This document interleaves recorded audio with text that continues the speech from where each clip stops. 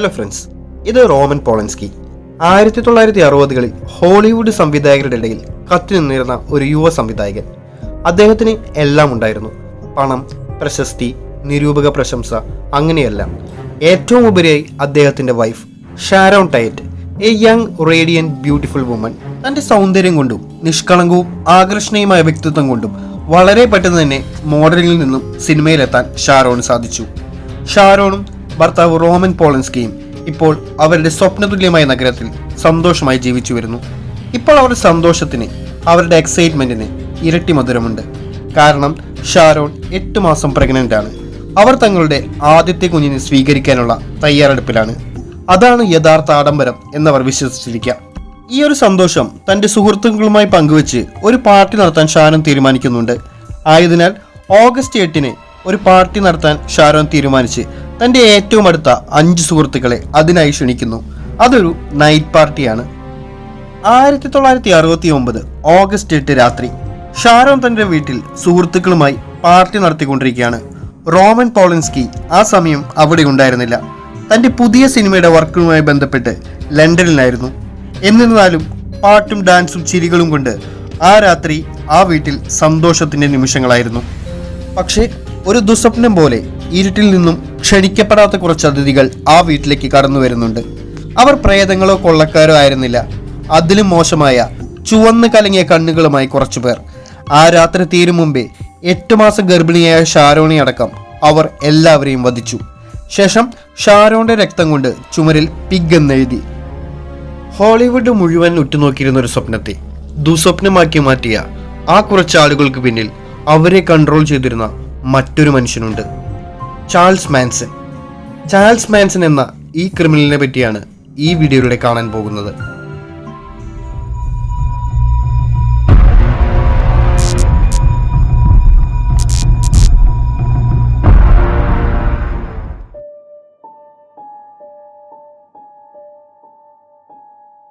ആയിരത്തി 1934 ഓഹിയോയിലുള്ള ഒരു ചാരിറ്റി ഹോസ്പിറ്റലിൽ വെറും 16 വയസ്സുള്ള കാതലിൻ മെഡോക്സ് എന്ന സ്ത്രീക്ക് ഒരു കുഞ്ഞ് ജനിക്കുന്നു. അവനെ ചാൾസ് മൈൽസ് മെഡോക്സ് എന്ന് വിളിക്കുന്നു.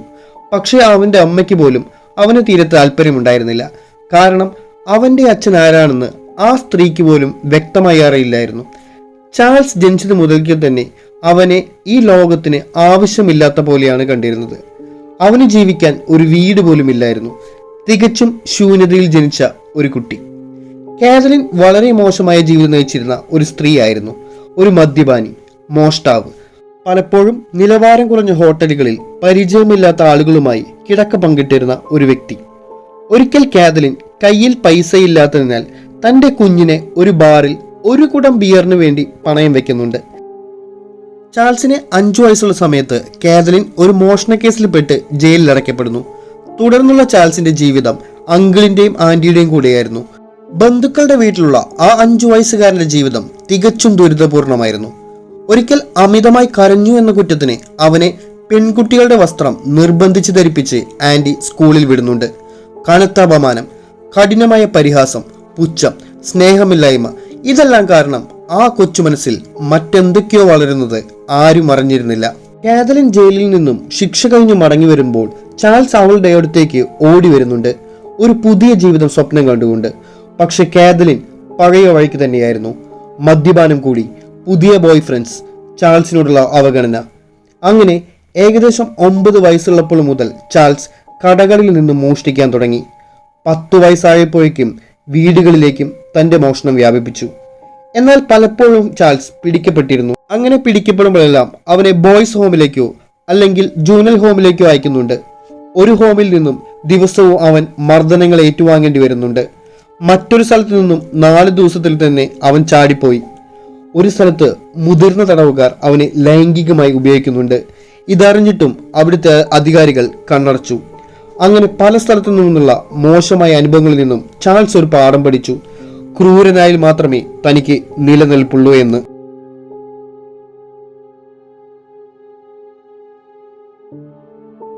അതിന്റെ ആദ്യപടിയായി ചാൾസ് മറ്റുള്ളവരെ വിശ്വസനീയമായ രീതിയിൽ കള്ളങ്ങൾ പറഞ്ഞ് തെറ്റിദ്ധരിപ്പിക്കുകയാണ് ചെയ്തത്. അതുവഴി മറ്റുള്ളവരെ കൺട്രോൾ ചെയ്യാമെന്ന് അവന് മനസ്സിലായി. അവൻ ഒരിക്കൽ പോലും തന്റെ ഫിസിക്കൽ സ്ട്രെങ്ത് ഉപയോഗിച്ച് പോരാടിയിട്ടില്ല. തന്റെ വാക്കുകളും മൈൻഡ് ഗെയിമുകളും വഴി അവൻ പോരാടി. കൗമാര കാലഘട്ടത്തിൽ ചാൾസ് കാറുകൾ മോഷ്ടിക്കുകയും വ്യാജ ചെക്കുകൾ നിർമ്മിക്കുകയും സ്ത്രീകളെ ഉപയോഗിച്ച് താൻ ആഗ്രഹിക്കുന്ന കാര്യങ്ങൾ നേടിയെടുക്കുകയും ചെയ്തിരുന്നു. അവന് വിദ്യാഭ്യാസമില്ല, കുടുംബമില്ല, ഭാവിയില്ല. ആകെയുള്ളത് ഇനി തോൽക്കാൻ മനസ്സില്ല എന്നൊരു ജ്വലിക്കുന്ന ആഗ്രഹം മാത്രം. 1951 17 വയസ്സുള്ള ചാൾസ് ഒരു കാറ് മോഷ്ടിച്ച കുറ്റത്തിനും സംസ്ഥാന അതിർത്തികൾ ലംഘിച്ച് ഡ്രൈവ് ചെയ്ത കേസിലും ജയിലിലാകുന്നുണ്ട്. അവിടെ വെച്ച് അമ്മയുടെ സ്നേഹത്തിനു വേണ്ടി കൊതിച്ചിരുന്ന ആ കുട്ടി അവന്റെ ഉള്ളിൽ നിന്നും അപ്രത്യക്ഷനായി. പകരം കൊലപാതകങ്ങൾക്ക് വേണ്ടി മുറവിളി കൂട്ടുന്ന ഒരാൾ ഉടലെടുത്തു. ചാൾസ് ജയിലിൽ വെച്ച് തുടർന്നുള്ള ജീവിതത്തിനു വേണ്ടിയുള്ള ഒരു രൂപരേഖ തയ്യാറാക്കുന്നുണ്ടായിരുന്നു, മറ്റാർക്കും മനസ്സിലാകാത്ത രീതിയിൽ. അദ്ദേഹത്തിന് ജയിലിൽ 3 നേരം ഭക്ഷണവും കിടക്കാൻ കിടക്കുകയും വായിക്കാൻ പുസ്തകങ്ങൾ ലഭിക്കുമായിരുന്നു. സൈക്കോളജി, ഫിലോസഫി, മ്യൂസിക് തിയറി തുടങ്ങിയ പുസ്തകങ്ങൾ വായിച്ച് അദ്ദേഹം സ്വയം വിദ്യാഭ്യാസം നേടാൻ തുടങ്ങി. അതോടൊപ്പം ഗിറ്റാർ ഉപയോഗിക്കാനും അദ്ദേഹം അവിടെ നിന്ന് പഠിക്കുന്നുണ്ട്. ഈ ഗിറ്റാർ അദ്ദേഹത്തിന്റെ ജീവിതത്തിലെ ഒരു പ്രധാന ആയുധമായി മാറുന്നത് നമുക്ക് കാണാം. ഇതിനെല്ലാത്തിനും ഉപരി ആളുകളെ എങ്ങനെ കൈകാര്യം ചെയ്യണം, അവരെ എങ്ങനെ മാനിപ്പുലേറ്റ് ചെയ്യണമെന്നും അദ്ദേഹം പഠിച്ചു. ചാൾസ് തടവുകാരെയും കാവൽ നിൽക്കുന്നവരെയും ശ്രദ്ധിക്കാൻ തുടങ്ങി. അവരോട് സംസാരിച്ച് അവരുടെ ഇമോഷണൽ കയ്യിലെടുത്ത് അവരുടെ മനസ്സിൽ എങ്ങനെ കയറിപ്പറ്റാം എന്നതിനെക്കുറിച്ചും അയാൾ റിസർച്ച് നടത്തി. ഡെയിൽ കാർണഗിയുടെ ആളുകളെ എങ്ങനെ സ്വാധീനിക്കാം, സുഹൃത്തുക്കളെ എങ്ങനെ നേടാം തുടങ്ങിയുള്ള പുസ്തകങ്ങൾ അദ്ദേഹം നിരവധി തവണ വായിച്ചു. മനസ്സിനെ നിയന്ത്രിക്കുന്നതിനെ പറ്റിയും ഹിപ്നോട്ടിസത്തെയും പറ്റിയുള്ള ബുക്കുകൾ വായിക്കുകയും അത് ഉൾക്കൊള്ളുകയും അതിനുള്ള തയ്യാറെടുപ്പുകൾ നടത്തുകയും ചെയ്തു. നിങ്ങൾക്കൊരാളെ കൊണ്ട് നിങ്ങളിൽ പൂർണ്ണമായും വിശ്വസിപ്പിക്കാൻ സാധിച്ചാൽ നിങ്ങൾക്ക് ആരെയും കൊല്ലേണ്ടി വരില്ല. നിങ്ങൾക്ക് വേണ്ടി അവരത് ചെയ്തുകൊള്ളും. ഇതായിരുന്നു ചാൾസ് മാൻസന്റെ തത്വചിന്ത.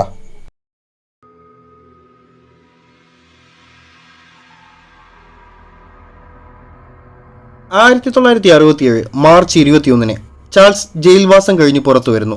തൻ്റെ 32 വർഷത്തെ ജീവിതത്തിൽ 17 വർഷവും അദ്ദേഹം കടന്നുപോയത് ജയിലിലൂടെ തന്നെ. കയ്യിൽ പണമില്ല, പ്രശസ്തിയില്ല, അധികാരമില്ല.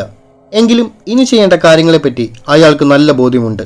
അതിനുവേണ്ടി തൻ്റെ റോഡ് മോഡൽസ് ബാൻഡായ ദ ബീറ്റിലിനെ പോലെയാകാൻ അദ്ദേഹം സാൻ ഫ്രാൻസിസ്കോയിലേക്ക് പോകുന്നു.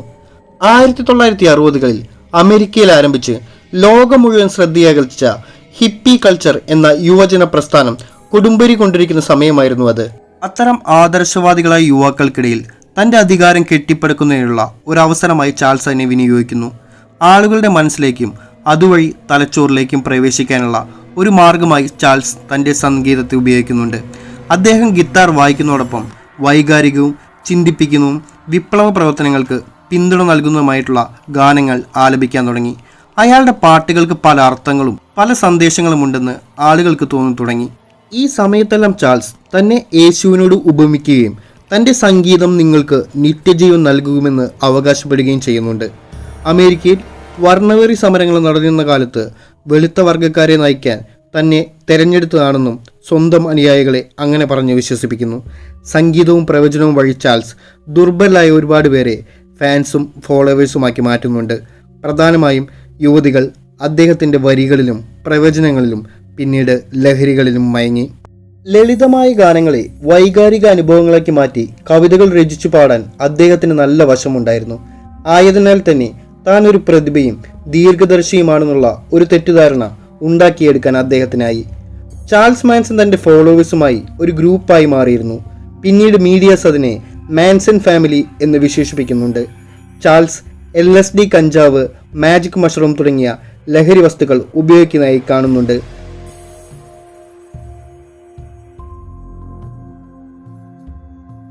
നിരാശ അനുഭവിക്കുന്നവരെയും ഏകാന്തത അനുഭവിക്കുന്നവരെയും ചേർത്ത് അവർക്ക് ഒരു പുതിയ കുടുംബം കിട്ടിയതുപോലൊരു തോന്നൽ ചാൾസ് ഉണ്ടാക്കിയെടുക്കുന്നുണ്ട്. അതിനുവേണ്ടി തൻ്റെ സ്നേഹം, തൻ്റെ മധുരമായ സംഭാഷണം, ഡ്രഗ്സ്, സംഗീതം എന്നിവ ഉപയോഗിക്കുന്നുണ്ട്. അവരുടെ കുടുംബത്തെ പോലും മറക്കാൻ ആവശ്യപ്പെട്ടുകൊണ്ട് അദ്ദേഹം അവരുടെ ചിന്താഗതിയെ തന്നെ മാറ്റിമറിച്ചു. ഹിപ്നോട്ടിസം വഴി അവരുടെ മനസ്സിനെ തകർക്കുകയും താൻ ദൈവത്തെ പോലെയാണെന്നും താൻ പറയുന്നതെല്ലാം ഒരു വലിയ ആത്മീയ പദ്ധതിയുടെ ഭാഗമാണെന്നും ചാൾസ് അവരുടെ മനസ്സിനെ പറഞ്ഞ് വിശ്വസിപ്പിക്കുന്നുണ്ട്. അങ്ങനെ ചാൾസ് അവർക്ക് വിശ്വസിക്കാൻ കഴിയുന്ന ലോകത്തിലെ ഒരേ ഒരു വ്യക്തിയായി അവരുടെ മുന്നിൽ മാറുന്നു. ഇപ്പോൾ അവർ ചാൾസിന് വേണ്ടി മറ്റുള്ളവരെ കൊല്ലാൻ പോലും തയ്യാറാണ്. അല്ല, അവരത് ചെയ്തു കഴിഞ്ഞു. അത് അവർ ദുഷ്ടരായതുകൊണ്ടല്ല, മറിച്ച് അവരുടെ മനസ്സിന്റെ പൂർണ്ണ നിയന്ത്രണം ചാൾസ് ഏറ്റെടുത്തിരുന്നു. ചാൾസ് മാൻസൺ ഒരു വലിയ റേസ് വാർ അല്ലെങ്കിൽ ഒരു വംശീയ യുദ്ധം വരുമെന്ന് ആഗ്രഹിച്ച് കാത്തിരിക്കുന്നുണ്ടായിരുന്നു. കറുത്ത വർഗ്ഗക്കാരാണെന്ന് വരുത്തി തീർത്ത് കൊലപാതകങ്ങൾ ചെയ്യുകയാണെങ്കിൽ ആ യുദ്ധം പെട്ടെന്ന് ആരംഭിക്കുമെന്നും ആളുകളുടെ ഇടയിൽ ഭയം വർദ്ധിക്കുമെന്നും തനിക്ക് വലിയ സ്വീകാര്യത അതുവഴി കിട്ടുമെന്നും അയാൾ കരുതി. ചാൾസ് അതിനുവേണ്ടി തന്റെ കൈകൊണ്ട് ആരെയും കൊന്നില്ല, പകരം തന്റെ ഫോളോവേഴ്സിനെ അയച്ചു. ആദ്യമായി തന്റെ ഫോളോവേഴ്സിൽ നിന്ന് 4 പേരോട് ലോസ് ഏഞ്ചലസിലുള്ള ഒരു വീട്ടിൽ പോയി അവിടെയുള്ള എല്ലാവരെയും കഴിയുന്നത്ര മൃഗീയമായി കൊല്ലാൻ പറഞ്ഞു. ആ കൊലപാതകങ്ങളാണ് ഈ വീഡിയോയിലെ ഇൻട്രോയിൽ കണ്ട ഷാരോൺ ടൈറ്റിന്റെ കൊലപാതകം. കറുത്ത വർഗ്ഗക്കാരാണ് ഇതിന് പിന്നിൽ നിന്ന് വരുത്തി തീർക്കാൻ ചുമരിൽ രക്തം കൊണ്ട് പിഗ് എന്നെഴുതി. ചാൾസ് അടുത്ത രാത്രി തന്നെ മറ്റൊരു സംഘത്തെ മറ്റൊരു വീട്ടിലേക്ക് അയക്കുന്നുണ്ട്. അവിടെ ഉണ്ടായിരുന്ന ദമ്പതികളെ ക്രൂരമായി കൊല ചെയ്ത് ചുമരിൽ പിഗ് എന്നെഴുതി. കൊലപാതകങ്ങൾ ചെയ്യൂ എന്നാവശ്യപ്പെടുമ്പോൾ മറ്റൊന്നും ആലോചിക്കാതെ തന്നെ അവർ അത് ചെയ്യുന്നുണ്ടെങ്കിൽ നിങ്ങളൊരു കാര്യം ആലോചിച്ച് നോക്കൂ, ഡ്രഗ്സും ചാൾസും എത്രമാത്രം അവരുടെ മനസ്സിനെ സ്വാധീനിച്ചുവെന്ന്.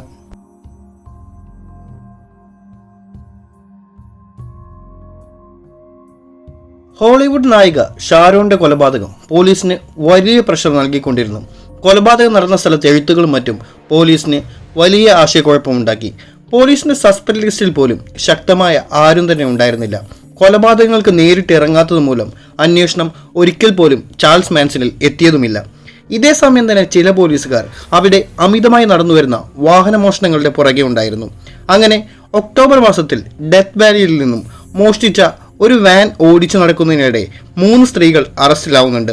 Susan Atkins, Mary Brunner, Catherine Gypsy എന്നിവരായിരുന്നു ആ 3 പേർ. അവരുടെ അറസ്റ്റ് പോലീസുകാർക്ക് നിർണായകമായ ഒന്നായിരുന്നു.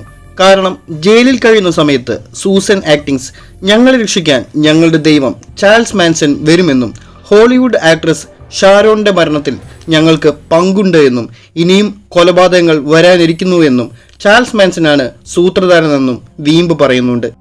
എന്തൊക്കെ തന്നെയായാലും ജയിലിൽ വെച്ച് നടന്ന ഈ സംസാരങ്ങളിലൂടെ ലോസ് ഏഞ്ചലസിൽ നടന്ന കൊലപാതകങ്ങളെയും മാൻഷൻ ഫാമിലിയെയും തമ്മിൽ കൂട്ടിമുട്ടിക്കാൻ പോലീസിന് കഴിയുന്നു. തുടർന്ന് ഫാമിലിയിലെ കൂടുതൽ ആൾക്കാരെ അറസ്റ്റ് ചെയ്യുന്നു. അവസാനം ചാൾസ് മാൻസന്റെ കൈകൾക്ക് വിലങ്ങു വീഴുന്നു.